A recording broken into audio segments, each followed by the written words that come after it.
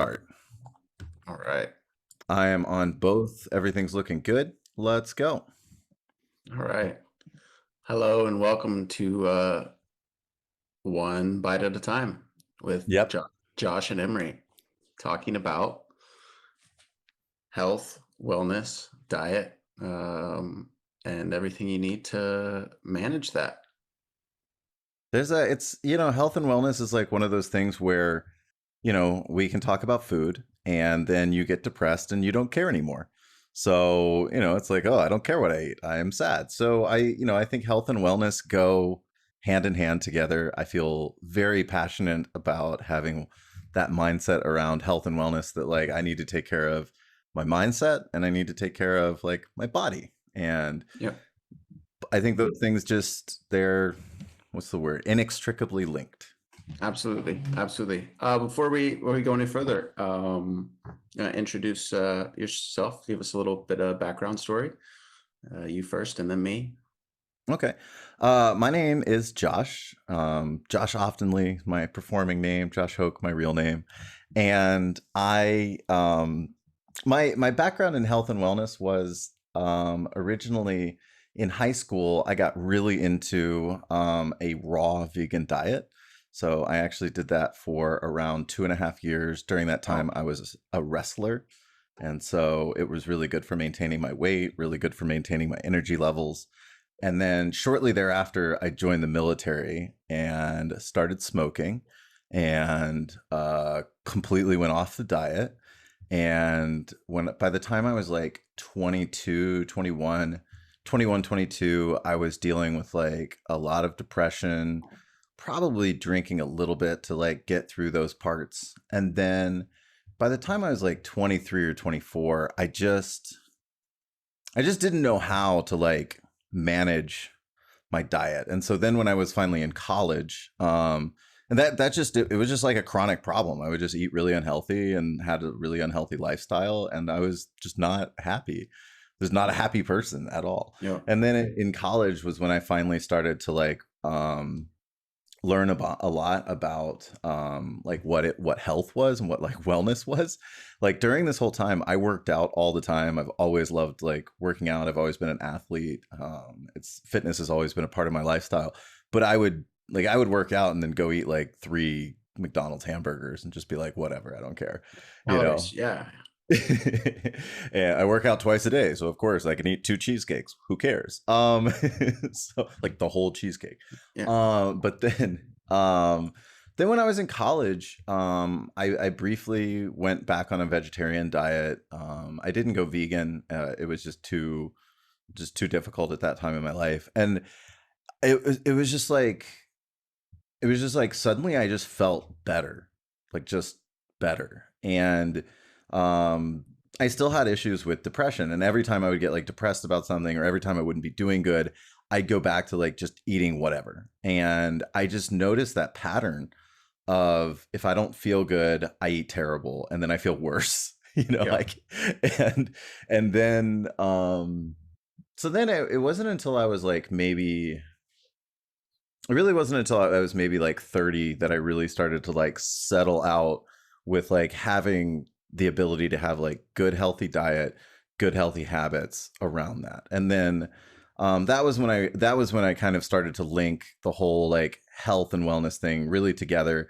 And that was when I started to write more because I was training clients part time at a couple of gyms. I still do a little bit of that here in China as well, but not. I don't do a whole lot of training that much. But a lot of the training that I got into, particularly when I was training clients in college, a lot of the people were looking to lose weight, and I wanted to provide good diet advice, good way to do that, and I found that it was really difficult and that people had a lot of trouble losing weight. And so that was when I started to really research like habits and like what gets people in like bad eating cycles. So my background, I guess, is a little bit mixed there. It's just like having to come up with a way to like fix these things for myself. I really felt very passionate about finding ways to then share that information and share good diet advice as well. or good health advice, because I really want to stray away from that word diet. So, Yeah. Yeah. We'll talk a little bit more about that later. yeah. Yeah. Cool. Well, I guess it's my turn then. Yeah, yeah, I'm yeah. Let's hear from you, Emery. I'm Emery, Emery Babb. I do not have a performing name yet. Um, we'll see where that goes. But I uh, I was an angry kid. I was always active, always playing soccer or track or rugby, doing something. So I was generally very healthy. I could eat anything I wanted, and I remember uh, often growing up, people being like, one day, one day your metabolism is going to catch up with you, and you're not going to be able to eat like this anymore. I was young, and no, that's not real.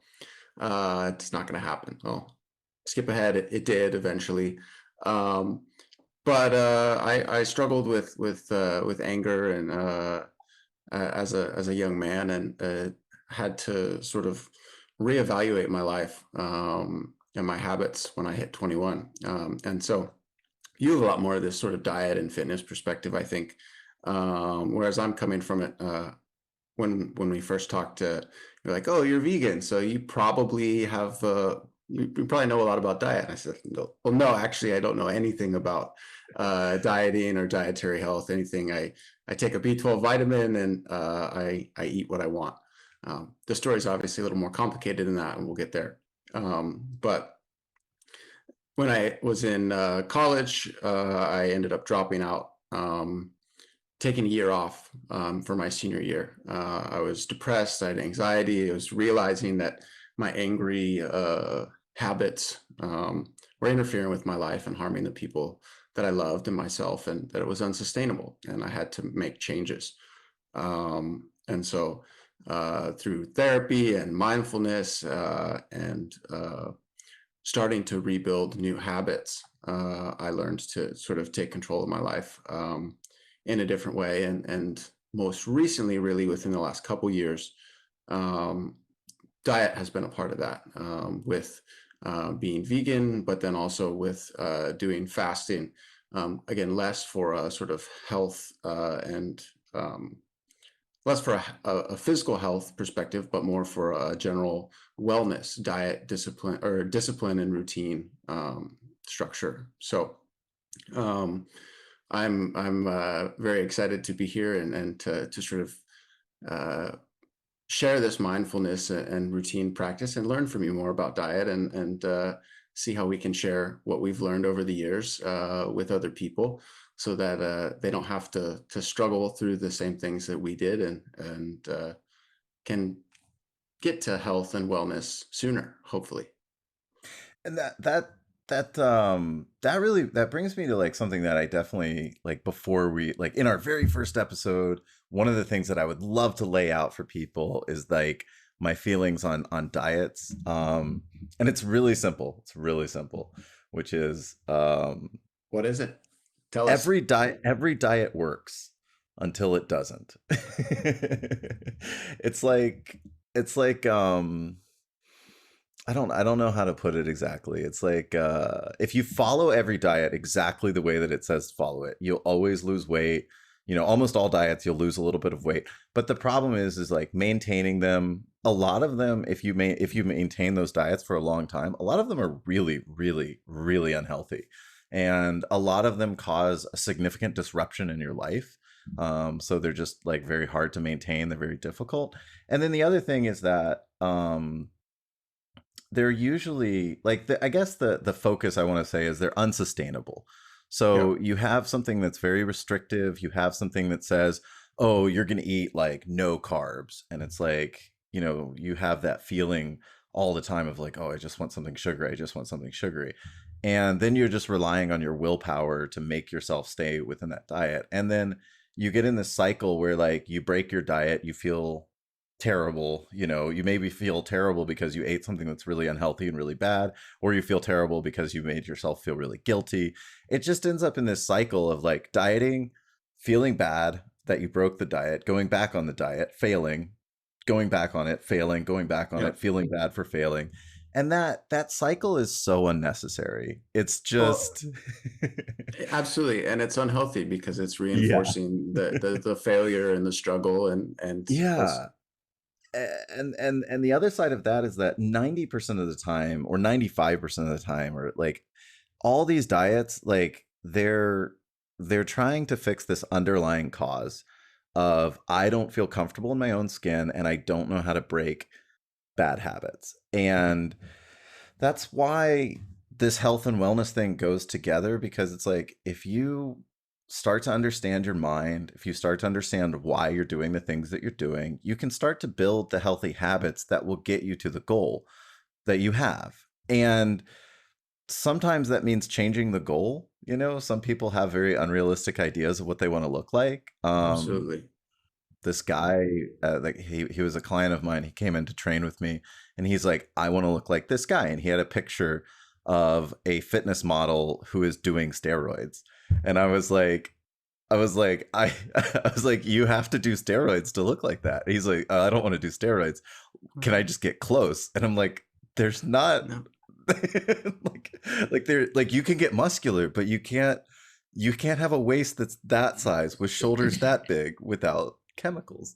And it's just these, we got to come down to earth a little bit on our expectations a little sometimes. But the biggest thing is like coming to love ourselves, coming to accept ourselves the way we are, and then engaging in food both mindfully and having a scientific basis. And this is something that it takes a little time to build, having a basis for what is health, like what is a healthy lifestyle for eating. And it's not that complicated, but they're like, I wouldn't be doing a podcast if it didn't have a lot of content to it. So yeah, yeah, yeah. So, with that, with building a healthy lifestyle around diet, you need that wellness. We're going to have some definitions going forward. Maybe you can share some of those for our listeners. um I think the simple definition of health is, oof, my working definition of health is longevity plays a role in there. So like smoking cigarettes is unhealthy. It kills you. Eating a candy bar is not particularly healthy, but like chocolate isn't bad for you. Mhm. So like there's a happy place between I want to live till I'm 105 years old, and so that means I can never eat, a bar of chocolate or anything. And engaging with food in a healthy way. And when I say engaging with food in a healthy way, um, all right, so I'll make this as simple as possible. Food nourishes the body and it doesn't harm you. And so, Mhm. like, Snickers and Twinkies aren't food. That's a good basic definition to start out with. Yeah. So, but that doesn't mean that you can never eat a Snickers or a Twinkie. It just means that if you're eating that, you should know this is the exception, this is not the rule. So, Mhm. Mhm. okay. So food nourishes the body. That is what food is, and you should engage with Food. food. Yeah, you should eat more. You should eat food regularly. So I recommend that as well. Yeah, yeah. a couple times a So day, usually. yeah. Well, and I like that definition of food nourishes the body and doesn't harm you. Yeah. And how my instinct when you said, "Oh, Snickers, that's not food," was actually that's helpful to me. Is that we can look at really sugary things or these different not unhealthy, but not necessarily healthy products as drugs, as things that we use and build habits around that taste good, feel good, in moderation are perfectly fine. But like anything else, when we move too far, when we eat too much, when we use too much, they become unhealthy and addictive.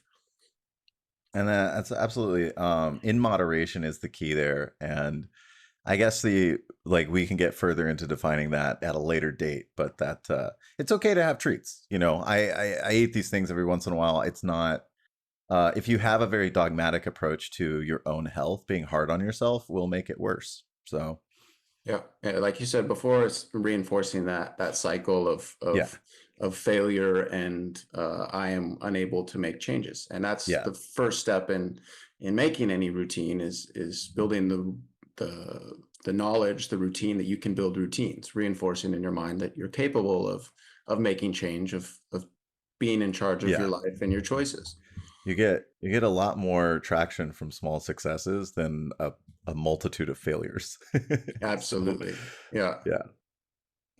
So well, with that of building these routines and dealing with food and these treats in a way, looking at them like addiction. Maybe you can talk a little bit more about your experience with diet training and with Jud Brewer. So this is something that I think if we change our mindsets a little bit about our actions and like the things that we do every day, and we try to think like mindfully about what things are like genuinely hurting our life. I know a lot of people smoke cigarettes. That's something that I'm like really passionate about helping people to quit smoking. I used to smoke cigarettes. It was just, I would feel really crappy. I would have a lot of anxiety. I would feel like sad about something or I would feel upset about something. And then I would smoke and then I would feel a little better. And then I would think, I'm going to die of lung cancer. And I know this. I know it's bad for me. Like, why am I doing this? And that, why am I doing this? The answer is simple. It makes me feel better, Mhm. but it has this long-term consequence that's really bad. And like, why do people do meth? Why do people do heroin? Why do people do like really bad drugs that we think of like, oh, I would never do meth? Why do they do that? Why Because do it we makes them feel overeat better. or yeah, why do Oh we yeah. overeat or overexercise or get into any of these bad habits? Is Or that even anxiety can be a bad habit, because you have all this excitement of the mind that you're mistaking for like thinking, for like doing something, that it's like I'm feeling really anxious about this, and it's like, why do we get in this like cycle? And so Jud Brewer is a psychologist and researcher. He's one of my favorite people on addiction science, like the science of addiction. He's written extensively on it. His definition of what is an addiction is continued use despite adverse consequences. And we're going to link all of Jud Brewer's stuff at the bottom, give you some resources for that. Mhm. But that definition is really important. Continued use despite adverse consequences. And so, anxiety fits within that definition of continued use with adverse consequences. Your heart can speed up and like hammer in your chest when you're having a lot of anxiety. You can become addicted to things that seem really mundane, like overeating, like having, I have some ice cream before I go to bed. Like, why do I have this habit? It's making me overweight. Mhm. Or smoking, like I feel bad, so I'm going to have a cigarette. There's a lot of these little things that are continued use despite adverse consequences. And so that's Jud Brewer's definition of a bad of an addiction.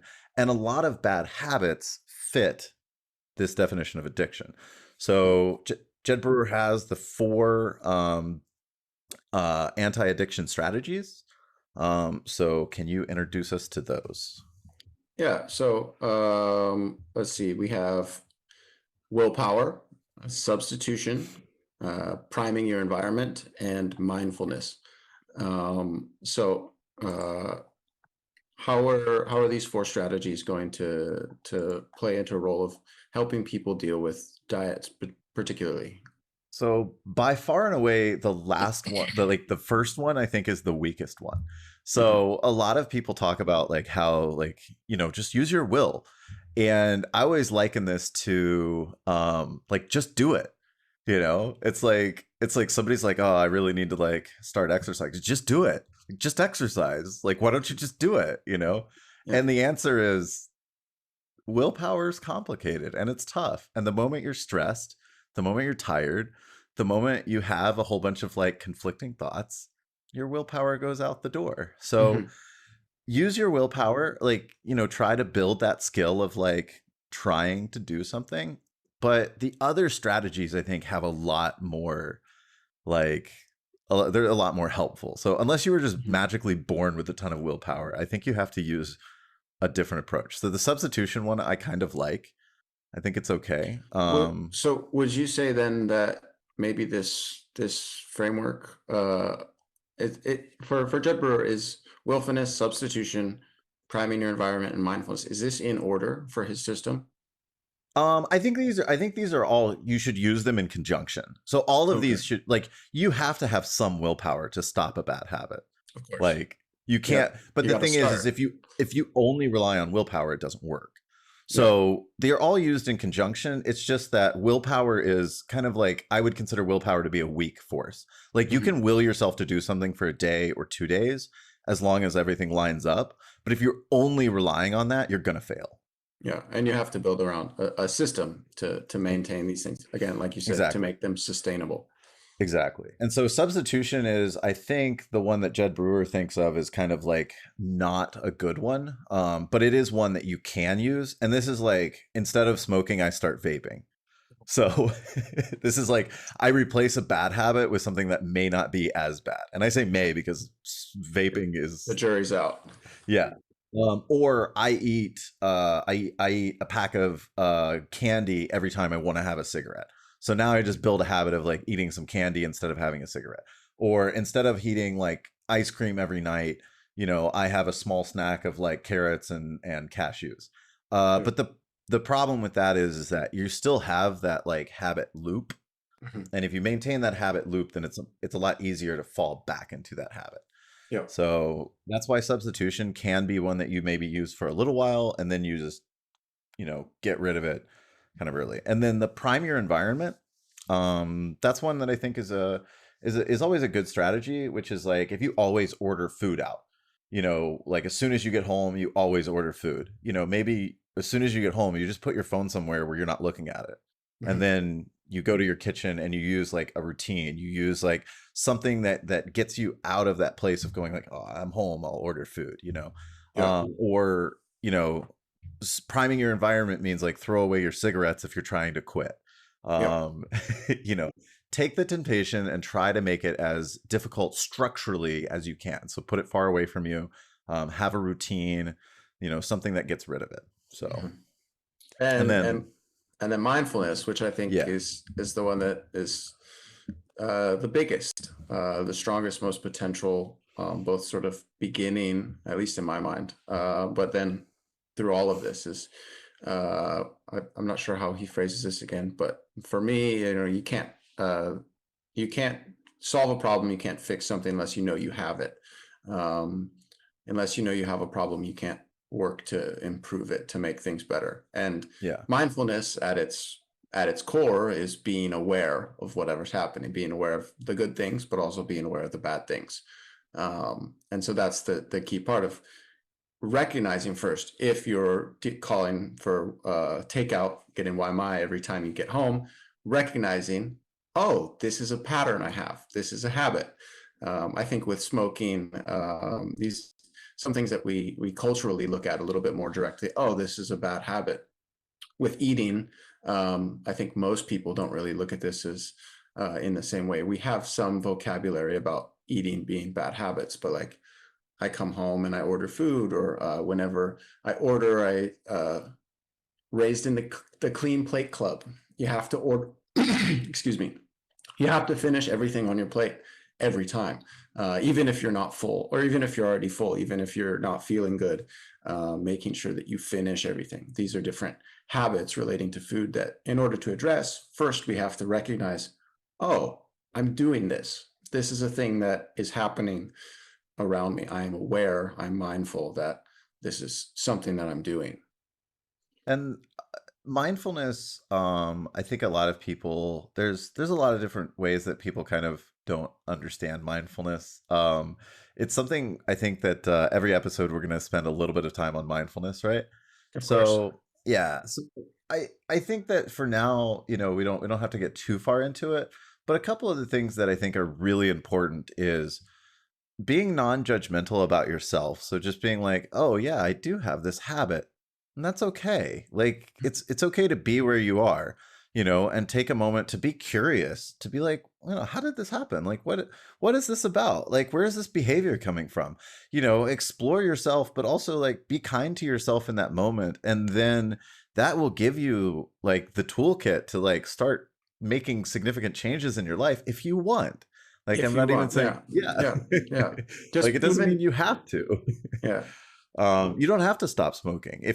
yeah, If you just smoke a little less, maybe that's the step you make. That's okay. If you overeat every time you eat food, maybe just trying to take one or two meals where you don't overeat, or you get to the point where you're like, okay, I feel like I'm not quite full, but maybe I'll stop here and let's just see how it goes. And like that's one of the reasons our podcast is named One Bite at a Time, because solving problems is hard. And solving problems with your health and with your wellness is really really. hard. We Hmm. pay psychologists tons of money to do this, and we have some of the like brightest and best minds dedicating their whole life, and we still understand so little about like us humans. And so Yeah, these things are tough. Take it one step at a time, and this health and wellness, take it one bite at a time. yeah, yeah, So exactly. If you're overeating, eat one bite less. If you're eating too little, eat one bite more. yeah, But first, just being aware of, hey, I'm eating too little or too much, or at a different time, or something that I don't want to be eating, or however you do this. absolutely. All right, so that's our segment for the bite of the day. We talked about Jud Brewer, and he's one of my favorite people. And this is going to be very foundational to the rest of our podcast, because this is one of the ways that we're always going to work on creating good habits. This little framework of using mindfulness to create good habits. So Um, so I think the next little section here, I think usually our bite of the day, we're going to want to be a little bit shorter, but that'll take practice. You'll have to bear with us. Was we were going to talk a little bit about food and specifically meat in your diet. You said you were a raw vegan in high school, and then a vegetarian in college, and now you're not. Um, but can you talk a little bit more about the impacts of meat here and the different parts of your diet? yeah, this is going to get into a very weird part of my childhood. So uh, there was a couple down the street who they were raw vegans, and the reason that they were raw vegans is because of there's like a small cult of like Christians who believe that like flesh, like that like animal flesh is evil, and that like we were not intended to cook food. Like Huh. humans were created by God, and like cooking food is like wrong. Yeah. So It's you gotta eat just what's in the garden, right? yeah, yeah, yeah. They although they do eat bread, there's like a specific type of bread that they would eat. So in any event, I wanna say, and like you may feel differently about this, being a vegan, but I do want to say that like from a scientific perspective and from like an ease of life perspective, being a raw vegan is extremely restrictive and it is extremely difficult.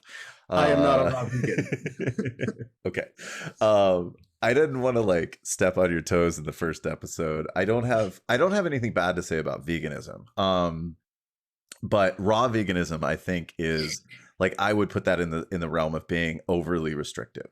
And when you get into the realm of like overly restrictive diets, it starts to become unsustainable, or you're sustaining yourself by like that fervor of belief. And these people were crazy. Like they had like a crazy cult, like with people coming over to the house all the time, and like they had very weird beliefs. But like I come from an evangelical Christian family, and so Yeah, it was like very easy to take steps into getting weirder in that like religious mindsets.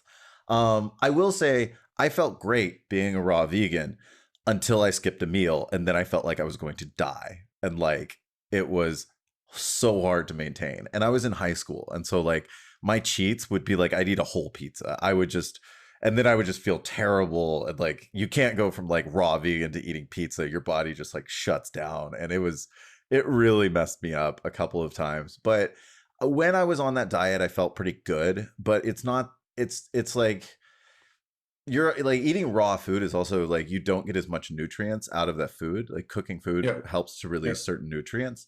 So like if you cook carrots, you get less vitamin C out of it and more starch. But if you eat an uncooked carrot, you get like more vitamin A or something. I don't know. I don't know exactly the way that works, but regardless, cooking certain foods release more nutrients, make them more bioavailable. And other foods, like it's actually better to eat them raw. So yeah. the thing is like vitamins from food are not like a science. You don't have to like go, okay, I'm gonna get my 30 milligrams of vitamin A from like this, and then, or if you get 30 milligrams, you'll probably die. But if you get like, if you're trying to think of it in those terms, it's really gonna be stressful. It's really not gonna be sustainable. But like, you should just eat food. But like when you have an overly restrictive diet, it can be really unhealthy. Um, Raw vegans like have to not eat so many foods that it is just it's a terrifyingly it's a terrifying weight on your shoulders to do to maintain that. And so like I heavily do not recommend that diet. Um or that lifestyle. But that was my introduction to veganism. And then and like I said, there were some parts of that that were working for me. Like it really does feel great to just eat like 3 or 4 salads a day. Like you have a lot of energy, you feel good. Um I mean, you were wrestling at the time, which yeah. is highly energy intensive, very difficult martial sport. Yeah. And And to I was succeed at muscular that, yeah, too. Like there wasn't yeah. like it wasn't like my body was like wasting away. A lot of like people, especially men, are like, oh, if I'm a vegetarian, like if I don't eat meat, i'm just gonna I'm just gonna they're just like I'm just gonna turn into a stick. Yeah. And like I could find you 5 vegan bodybuilders right now on YouTube who are bigger than you, stronger than you, and like they're like whoever you are, they're bigger than you. Like Yeah. Yeah. but I mean that the universal you. But I've I've seen them. They are. yeah, and like like chimpanzees and gorillas, they have different stomachs than us, but like they mostly eat vegetarian. Like you can get protein and you can get all the nutrients you need from a vegetarian diet. In many ways, it's actually better to maintain those. So, but like I said, what makes you a vegan? That's So, something I was very curious about. yeah, for me, to be vegan is for the animals and for the environment first and foremost. Obviously, human beings were animals as well. We're mammals. We're omnivores. We have teeth designed to eat meat and to tear into things in different ways, not just to our molars or to grind down on plants. And so we're omnivores. But as our technology and our capabilities of our society and our civilization have evolved, at this point, the requirements to provide 7 billion people with meat 3 meals a day are harming our environment. And the ways that we are providing meat to 7 billion people, factory farming, locking pigs or chickens in cages and having them in there their entire much shortened lives, and then killing them, slaughtering them, and like it is something that we can't excuse anymore. When you have, I mean, you grow up the picture of a farm, you learn you have a happy cow and a happy pig and a happy chicken outside, and the farmer has names for them. And then one day they get old enough, like, oh, bye bye. And then you name it and you eat it, and you're like, thank you, Wilbur. You're delicious bacon now. But that doesn't exist. Factory farming is terrible for the animals and for the environment. And it's something that uh, I've been vegan for about 3 years now. That now we're capable of doing the plant-based food choices that we have, protein alternatives, but also milk and egg alternatives and cell-based things are getting to the point where even the most advanced forms of these are getting down to be affordable. Um, and so for a long time, I made excuses. I was like, vegan is elite and it's not affordable for regular people and to have these things. And those were just excuses because at the end of the day, to eat vegan for the most part is pretty simple. And to get the nutrients you need can be done very easily at your average supermarket. I do take a B12 supplement in the mornings, but otherwise, now I eat what I want pretty much every day. No, I said pretty much every day. On Mondays, I do an intermittent fast, a 24-hour from Sunday night to Monday night. I don't eat for 24 hours. But again, this isn't for diet. The main thing for this for me is routine and discipline. And so now with that one um, exception, I eat what I want for the other 5 days a week or the other 6 days a week, and am healthy. I play rugby. I bike to work. I'm in good shape. I'm not a professional athlete, but that's because I don't approach it as a diet perspective. But I do approach it with, I want to push our technology, our food technology, our society to be better, to do better, because we have the capability to be better to the animals that we raise, the earth that we're responsible for as its sort of peak life form. And I think we can do better, and we need to. We must.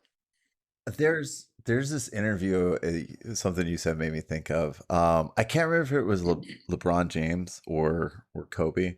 May he rest in peace. But it was them showing them like their home, and then he like opens his refrigerator, and it's just like all vegetables, and it's just like all these really really healthy things. And the guy's like, yeah, as I'm getting older, it was either LeBron or Kobe, and I can't remember which one it was, but he was like, yeah, as I'm getting older, I have to eat like this to keep up with people. And like, you mentioned like you're in shape, and it's like eating that healthy diet helps so much to maintain like any level of fitness. And that's something, when I was 20, I could pound just about any kind of food and I would be fine. But then it did, like, there's absolutely a link between eating that kind of diet and then also like feeling bad. Like I would perform athletically, but then I would also like feel terrible. Yeah. So, Well, um, that's really interesting. I mean, so I don't, for me, it was sort of an incidental thing at the end. Like today, I feel great. I've, I have three requirements for myself and the people around me. Three questions like, are you happy? Are you healthy? And are you harming people around you? Obviously, everything we do, like impact, we can't not hurt people ever, but like we can minimize that as much as possible. And yes, I'm happy, I'm healthy, and I'm doing my very best each day to minimize the harm to the people around me. But that's an incidental thing for me. If this is the discipline with fasting, the diet from being vegan, these are things that are a result of before, I guess, if I've been vegan now for 3 years, some 3 or 4 years before that, of starting to build these routines and habits, starting to make my bed first thing in the morning when I get up, and to make sure things just one bite at a time, to improve my ability to improve my habits. And so for me personally, I don't know, like, if I can't say like, oh, before this, I changed my diet and I'm happier. But I can absolutely say that my diet and my routines around my diet are a key part of me being happy and healthy today. Yeah, and that's definitely something too. I feel very it always bothers me when I see people who are like the health and fitness industry that are like, "Oh, you're depressed? Well, you just must be eating bad." And it's like, "No, you could eat very, very, very perfectly and still be horribly depressed." Yeah.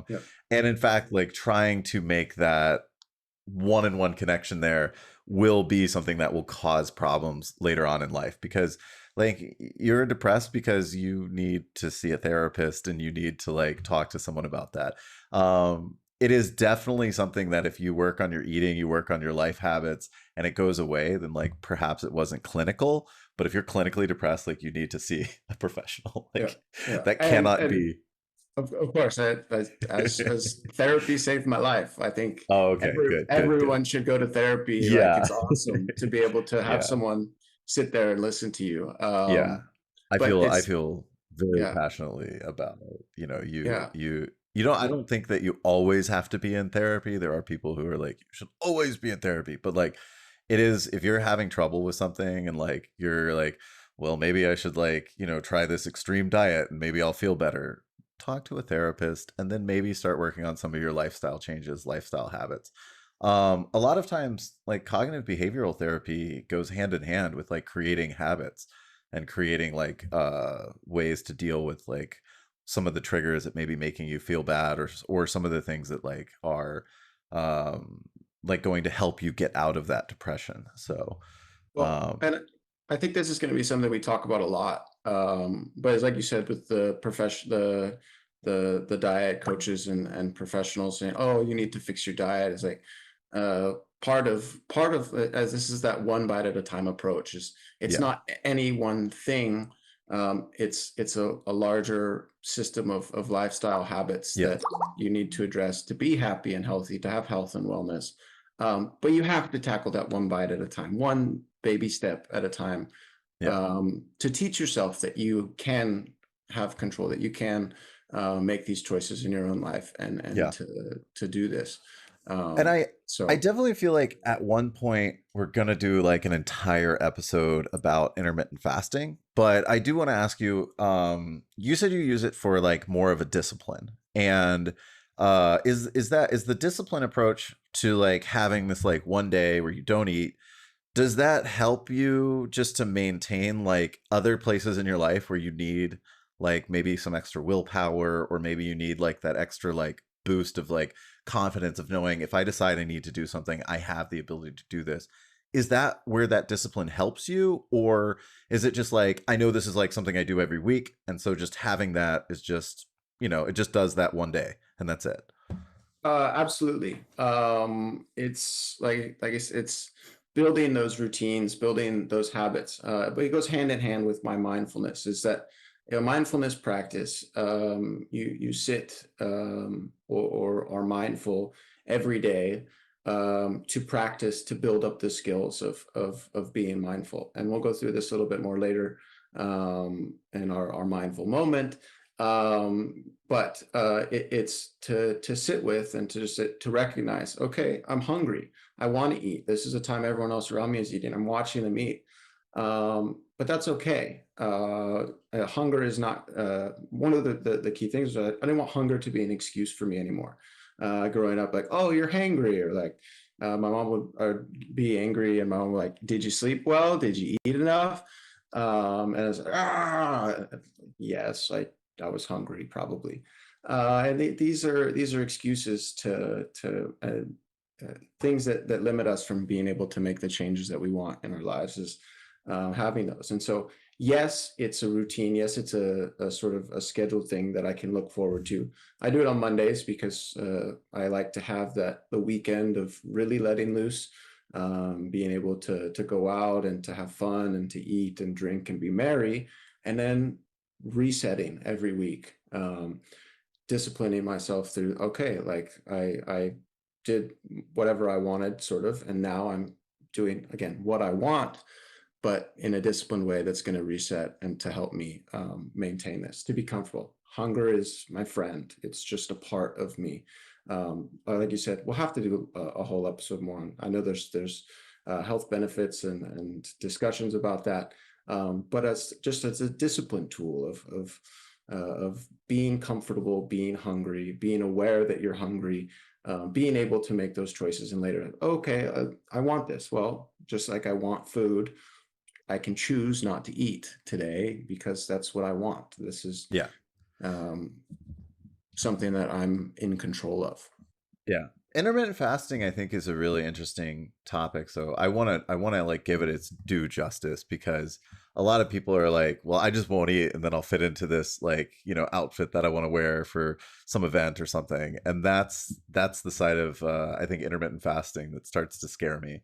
Yeah. Or like the spiritual side where people are like, I'm going to do a 21-day fast. And I'm like, Yeah. like, I would that's like to really do, extreme. yeah, like 3-day fasts every quarter or half Yeah. year. Yeah. But Yeah. again, for that, like, sort of not spiritual, but that mental discipline of Yeah. being able to be in control. Our bodies can handle it. We're not Yeah. Yeah. You cannot eat ill-capable food for three beings. days, and Yeah. not only will you be okay, like the worst that's going to happen is you have some headaches. So, Yeah. of course, if you have any medical issues, you absolutely should talk to a doctor. If you already are like type 2 or type 1 diabetic, you absolutely have to talk to a doctor before doing something like that. But just a normal, regular person, if you don't eat for 3 days, you'll feel hungry. It'll be a little difficult, but you'll get through it. Yeah. Now, as to whether that's going to help you meet a weight goal or something like that, and whether it's beneficial, is something I think we should definitely spend time on a whole episode. So, because Yeah. there's a very, it's a nuanced discussion. It's a, you know, As anything is. Yeah. It's yeah, always more complicated than we market it, than we yeah. say things. And so you have to remember to go beyond So, the sound bites. I'm not a vegetarian. I'm not a vegan. I do eat like Impossible Burgers. I do eat the like what do you call it? Fake meat. I don't like calling it fake meat. The It's a marketing problem, but it's accurate. Fake meat works for now. Yeah. okay. Um there's part of me that's really split with this, because I love tempeh. I think tempeh is delicious, but tempeh is not fake meat, but then it's like marketed as fake meat sometimes, or like tofu is like meat replacement. And like tofu is just good in its own right. It doesn't have Yeah. to like it doesn't have to taste like meat. Absolutely. So there's a part of me that also like I kind of wish sometimes that like a burger replacement like that I think is fine, because there's a lot of people who are vegetarians who are like, God, I just miss a good burger. And like if you have a Beyond Burger, you know, and you miss that like burger taste, I can understand missing that. But at the same time, like um meat substitution is still like, I mean, if we think of meat as like an addiction, then it's like substitution still maintains that like easier to fall back. But um I don't know if I will in the near future go into a vegetarian diet. Um, there's definitely a part of me that wants to, and I think the reason that I don't is because just like getting everything done and having so many things to do, it ends up being a very simple way to eat a good amount of protein by having meat in there. But from like if I'm a nutritionalist and I'm talking to you on nutrition and you say, can I be a vegetarian? And there is no and that you can't do and be a vegetarian. It just doesn't Yeah. exist. Like, Yeah. you know, Or a if vegan. you, or yeah, or vegan. Yeah. Yeah. Um, so you know, for me, I think the science is like pretty clear that corporations have spent a lot of money, meat corporations have spent a lot of money to push the science and push scientists to publish things that are just in some ways lies, just like the health industry did for, not the health industry, the cigarette industry did Mhm. for years and years and years. Had a targeted marketing campaign to push a lie that these things were that they were good for you. There's people that say like red meat is good for you. The WHO says that it causes cancer. Like there is no amount of science that says eating red meat is necessary for like human life or human consumption. Mhm. And like I very rarely eat red meat. It literally causes cancer. There's no like Yeah. like if I'm being honest with you, I have to say that. Like I Yeah. cannot like that's where the science is. And there's some links that I'll provide for this because I certainly don't want to like just say it. Um and then on the other side, we are overfishing our oceans. That is Mhm. like we're overfishing it. It is destroying habitats. It is unsustainable and like it is harmful for our planet. Like this is a bad habit that as a species we're engaging in and we know the consequences. We know they're dire and we're just continuing to do it. And then there are some things like chicken and the way that they farm chicken. It puts migrant workers at risks. So like in America, migrant workers are all the people who work in Tyson factories. It's a horrible working conditions. It's horrible working conditions, and that's to say nothing of how terrible it is to be a chicken in that place. So like if you care about human suffering, then like consuming less meat takes away from human suffering because the working Yep. conditions in confined animal feeding operations from cows to chickens to pigs, it is To shrimp. awful. Yeah, to shrimp, where you have like all these humans along the food chain doing all this terrible like repetitive awful labor and in Mhm. many ways dangerous labor. Yep. Like cows that are about to be killed are not happy cows, they are dangerous Yep. cows. Yep. So And that's not to yeah. talk about the disease jumps. Oh yeah. Um, Yeah, absolutely. So there are almost there aren't any good arguments to be made for eating meat.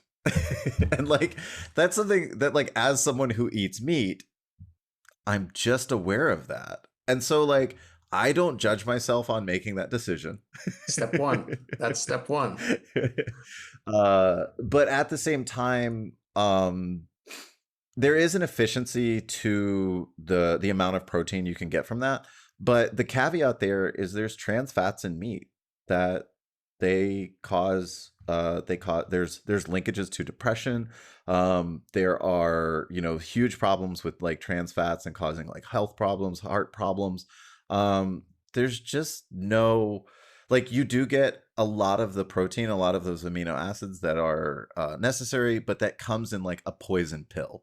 And so, you know, yeah, I'm somebody that like no matter what, I try to be as honest as I can when I read research and I like let the data and the science prove things. And there was been no part like I approached health as being like, yeah, eat a lot of meat, eat a lot of vegetables, eat grains, you'll be fine. And then I studied Did this the and I was like, research. yeah, meat's bad for you. Full stop. That's it. There's no I I get the feeling if I just let this go on long enough, you'll talk yourself into it eventually. Well, The and science, that's like you said, the science is pretty clear. yeah. And The that's something results that are. I definitely so I would say that then the question is how far do you take that? And like you obviously took that to veganism. Um I I grew up on a farm. I've butchered animals a number of times. I've processed deer. We used to go hunting and stuff like that. And I'm not somebody who's an animal rights activist. I have read Peter Singer's Animal Liberation. I have been introduced to some of the animal rights activist philosophy. Um, there's a lot there that's worth reading and worth absorbing. Some of it to me has like more weight. Some of it is like really good. Some of it I've just kind of like that's not really doing it for me. But the other side of that is we live on a planet that has a finite number of resources, and the resources it takes to make meat are one, a bad use of our resources, two, they are harmful, and three, they are not sustainable. There is no there's nowhere to like there's no like ambiguity there in those arguments. There's no way to not see the weight of that problem, because we will all suffer dire consequences if we don't change our habits. And so I usually do like a meatless Mondays or like a meatless Wednesdays, one or the other. I take one day out of the week to do meatless. That is something that I've been doing for a couple of weeks now. I've done it in the past as well, but then I just kind of, life got really like choppy Yep. and tough. But that's something that, like, I think maybe as a podcast we could bring something like that back to introduce people to a vegetarian lifestyle. And then Hmm. maybe as the podcast goes on, because I'm hearing myself talk and I'm like, well, I just said it. So, you know, tune in next time to see where Josh is at on doing what he knows he should. So, Yeah, so we're coming up close to an hour.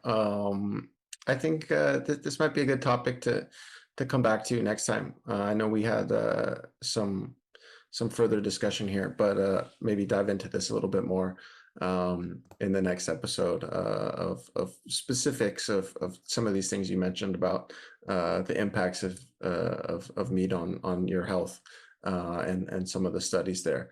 Um, and then how mindfully we can approach that. Obviously, we see here that the start is that awareness, um, being mindful, being aware of habits and of the situation. But well, and that's something that, like, it's just dawning on me right now that I'm like, wow, I really do consume a lot of meat for really no reason.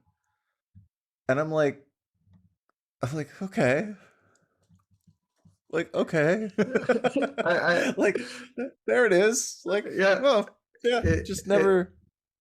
yeah. Okay. Yeah. I was vegetarian for a day. I was like, I'm gonna quit meat, but I don't want to quit cheese. So I was vegetarian for a day, and then I was like, this is all the same problems for the animals and for the environment. We're still raising um, the livestock, the cows, in the same terrible conditions. Dairy farming is horrible, objectively terrible to be a cow. They just maybe live a little bit longer than they would, but they still get murdered, executed in the same way when their lifespan is up. And so yeah, it's like I had that this feeling right now. You're just like, this isn't. There's my values and what I know to be real, Yeah. and then there's the excuses that I'm making to prevent Yeah. myself from making change. This Um, is but it this all is takes a time. Yeah, and I would say this is a very, like, topical, like, we're on the very top of this, like, why vegetarian, like, diet, and or why vegan diet even. I think it's definitely something we will end up spending more time on, and I would love to do justice. But for this episode, I really wanted to, like, wrap up with kind of like the heart of, how these things all work together, like having, like, I want to say, like, having health and wellness, it's a toolkit. You should have multiple things in your toolkit to maintain this, and to have, like, your eating and your, like, lifestyle be something that's working for you, that's not causing you to just feel unhappy and feel bad, or be like not be able to get to your health and fitness goals. Um so the thing that I wanted to talk about was health and wellness. So your health is going to impact your wellness. Your wellness is like your day to day. How do I feel? So you said, "Am I happy?" Mhm. What's your second rule? Am I healthy? And are you healthy? And you're like, if you're not healthy, you're not going to be happy. You certainly, if you have like a chronic problem, you can get used to that chronic problem. But if you just, like, keep getting sick because you keep, crashing your immune system from just eating junk food all the time, it's going to make you feel bad. Mhm. And so, like, your wellness and your health go hand in hand. But then there's this side of it, which is also, how do you sustain that? And, like, that sustainability is bigger than just you, because if you're Mhm. like, I've heard people talk about this diet where it's like you basically eat kale, a lot of kale and a lot of salmon, and it's like, It's like, yeah, that could be healthy. You get a lot of DHA from salmon, you get a lot of like good fiber and stuff from kale. But yeah, the ocean's going to turn into acid, and we're going to overfish salmon, and the Yep. earth is going to like suffer horrible consequences because you're just like, yeah, this salmon diet's amazing. I feel great. Yeah. You know, and What if 7 billion people do nothing but eat kale and salmon? I mean, farming kale is actually really easy. It's one of the greatest crops. It's so easy to grow. But the salmon will be bad. Um like you can't grow that much salmon. Salmon is a very like protein dense That's what I'm fish. talking about with the food tech, you know. Yeah. If we can spin it up, we can grow it in petri dishes or Oh wait. vats. So wait, Um, would you eat salmon if it was like grown cell by cell? yes. Would you eat beef if it was grown cell by cell? Yeah, I mean, this is what I'm talking about with pushing our food tech forward, is that these are really interesting ways for us to go. The animal, I mean, there's no brainstem, nervous system involved to lack social life or to feel pain, to be stressed. The environmental consequences are obviously greatly minimized. But yeah, pushing us toward these new technologies, these new ways to have you have. I mean, in this case, you have one salmon, right? And the salmon is it. You let it live in the ocean, and you hang out. Oh, this is my pet salmon, and you get some cell scrapings from it, and then it feeds billions of people, but it lives its life otherwise exactly the same. That's in line with a vegan diet, a vegan lifestyle. Oh, interesting. Um, yeah, yeah. Okay, cool. Uh, I think I think for me, I would probably do that as well because I don't have some of the I don't know. We could get into that later. Anyhow, the thing that I wanted to get to was the service part. And this is something that like I absolutely think really matters a lot. It's kind of the thing that ties these things together. You need to do things for other people. And like that doesn't mean like go out and like proselytize your way of life to them or something like that. But there should be some outflow of like kindness or something that you do to help other people, and that's going to help your health. It's going to help your wellness, and it's going to help you see like the point of sustainability. And I think as the podcast goes on, we could organize some things to be of service to people. But it's Hmm. something that like if you only focus on these goals for yourself, and you don't try or do anything to see outside of yourself, just having like selfish goals for yourself, not to say that you're a selfish person for having that. Having goals for yourself is good, it's healthy. But if you only have that, I think that it's limited. And I think that your personal growth will continue to be limited while you maintain just only thinking about, is this good for me? And, me and mine. And so that be of service. I was a Boy Scout growing up. That's one of the Boy Scout oh man, Boy Scout creed, Boy Scout motto, I forgot. But it's actually be of service is that I was in a fraternity in college for a short period of time, academic fraternity, and that was part of their mantra was like be of service. And that's something that like I feel very passionately about is like do some volunteering, be of service, try to find a way to pour into other people. So for me, this podcast is part of me being of service. Absolutely. Yeah. And then I also, you have to think bigger than yourself. And that like if you only care about yourself, you can care about the environment. If you only care about, animals because you like them, then, you can make yourself do that. But like the world is so much bigger, and like the moment you open your heart to like let it be the bigness that it is, it won't hurt you, Mhm. it'll only make things bigger. So Well, and this is what we're talking about. One bite at a time is how do you start? And that is, I think, that's where we're going.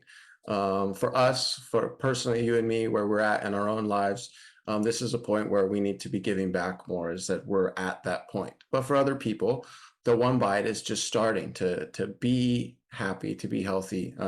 Like it's really interesting. Happiness, I put happiness first, as sort of a got you question. I'm like, are you happy? People are like, oh yeah, I'm totally happy. And I say, but are you healthy? And they're like, actually no. And then from there, you can't be not harming other people, including yourself, if you're not healthy. But absolutely, you have to be healthy first. And that's a part of being the good form of selfishness, of setting your own boundaries, of asking for what you want and what you need, and being selfish to take care of yourself, to be healthy, then to be happy.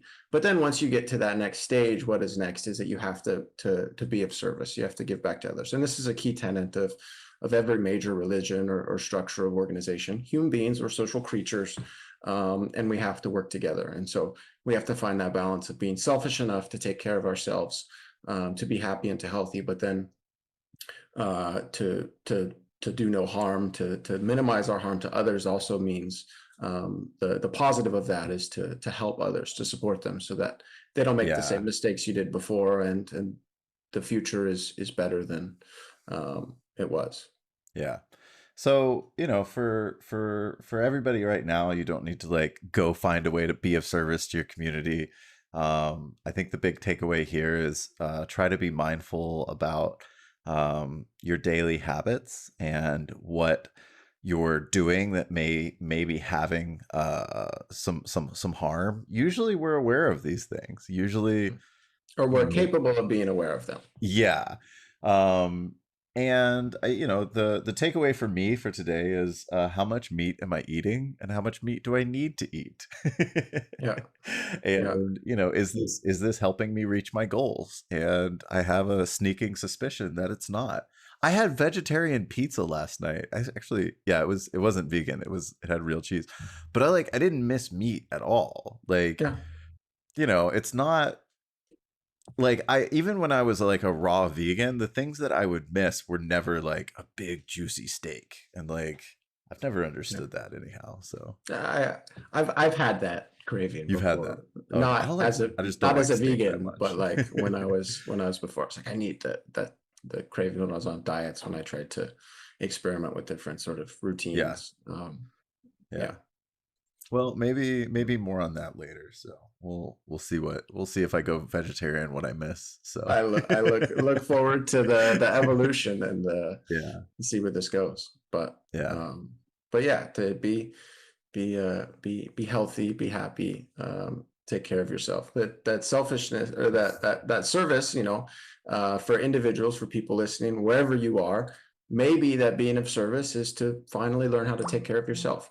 To first be of service to yourself, so that you can be healthy, so that you can be happy, and then so that you can, be of service to the people around you, to help the people that you love, in no particular uh, rush or timeline, but just as we grow every day and improve as human beings.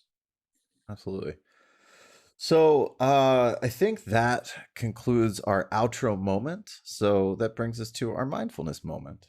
Yeah. So this that is essentially the episode. You're welcome to log out here, to turn off if you have other things to do. But at the end of each one of our episodes, I'd like for us to do a mindful moment. I'm going to introduce a little bit of vocabulary here, so it'll be a little bit longer today than normal. But then we'll just spend about 5 minutes doing a short mindfulness exercise. And so real quick, I'm from using a framework from a contemplative neuroscientist perspective, from a meditation teacher named Shinzen Young. It's called Unified Mindfulness, and at its most basic is it does what Bruce Lee did for martial arts, is it says, if this contemplative mindfulness practice from whatever system you're in works, we implement it together, and we make a simple structure. And that structure, at its most, we'll link more information to this below as well, but is what's called a see, hear, and feel structure. Everything that we experience, that we are mindful of, and mindfulness is being aware of what's happening. everything that's happening can be categorized into something that we're seeing, that we're hearing, or what we're feeling. Seeing, again, can be, I'm looking at your face, I can see you, I can see the judgment deer behind you. Or if I close my eyes, I can imagine something that happened before, or I can see the fuzziness or the dots of things that are happening. That's a see. Or hear, obviously, again, I can hear your voice. I can hear the grumbling of my stomach. If I'm hungry, I can hear mental talk in my mind of, oh, you shouldn't have eaten that. You're a bad person.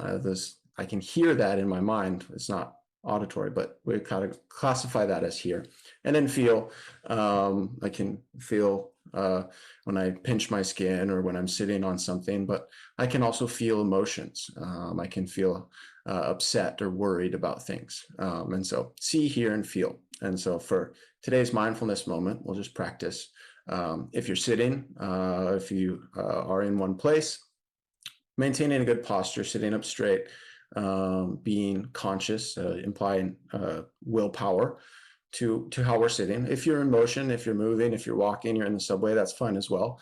You don't need to close your eyes. You can do this with your eyes open or with your eyes closed, but just starting to be aware. And so for the next 5 minutes, we'll just practice seeing, hearing, and feeling what's going on around us. So if you are sitting, if you can close your eyes, it does help. So we can close our eyes, but then just as thoughts, as experiences arise in your mind, recognizing that and recognizing, is this something I'm seeing? Is this something that I'm hearing, or is this something that I'm feeling? So for the next few minutes, let's sit or walk, whatever we're doing. Just be here and start to learn, start to, again, one bite at a time, build this skill of just being present, being aware of what is happening, and just sit and or stand and experience that.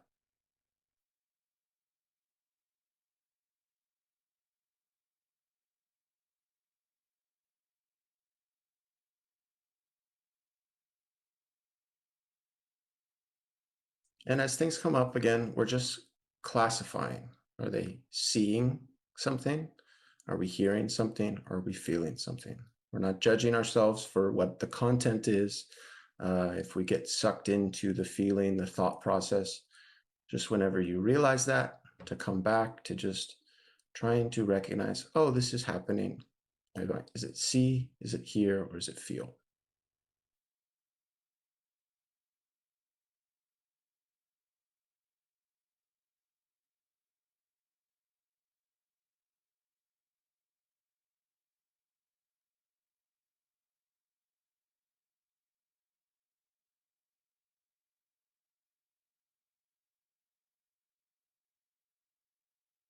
Again, if your eyes are open, seeing is what's going on around you, recognizing when your eyes latch on to something. Oh, I'm seeing this.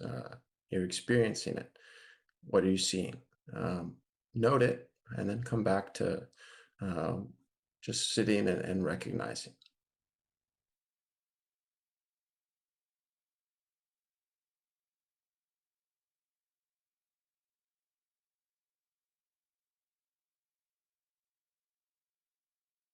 If you're sitting, if you can hear noise outside, cars or nature, uh, you can hear voices in your mind talking to you.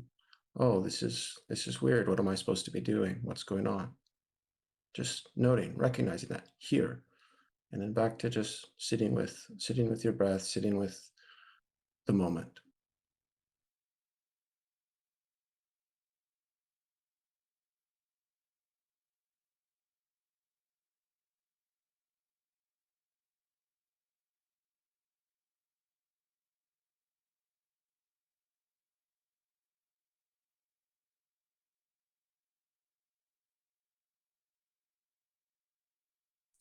And then feel again, maybe you feel your feet pressing into the floor. Maybe you feel sweat running down your back, or maybe again, maybe you feel hungry or upset. Maybe you feel frustrated or some sort of emotion. Recognize it. Try not to get caught up into it. If you do, that's okay. Just recognize that, oh, I'm feeling. Feel. Say feel, and then come back to sitting and recognizing.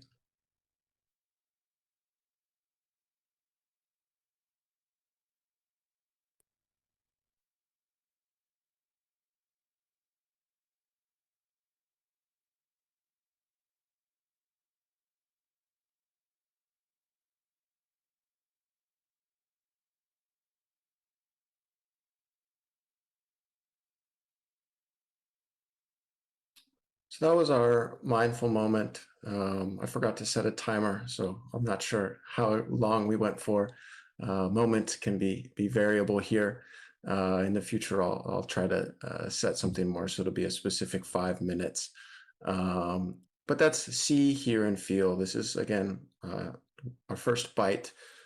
Starting to have a basic vocabulary for what we're experiencing, what we're aware of, what's happening, so that we can start to be mindful and start to train ourselves to know that we can be mindful and to know that we can to make new habits. So that's one bite at a time. Episode 1. I'm Emory. And I'm Josh. This was wonderful. Thank you guys so much for listening. All right, we'll see y'all next time. All right. And that's our episode. We did it, Emory. Woo! Did you hit stop recording on Audacity? I just did after my woo. Okay. Good job. Cool. Wow. Sweaty. Good job. Yeah, I don't know why my room is so hot. Like, is it hot? Nerves. Yeah. Nerves. All right. Well, I'm gonna work on not talking for so long, but I'm pretty happy with that episode, Emery. No, I for different subjects, different perspectives, we're gonna flow, and it's gonna be good. I think that went really well. I'm very happy with that. I guess we'll see how it turns out, but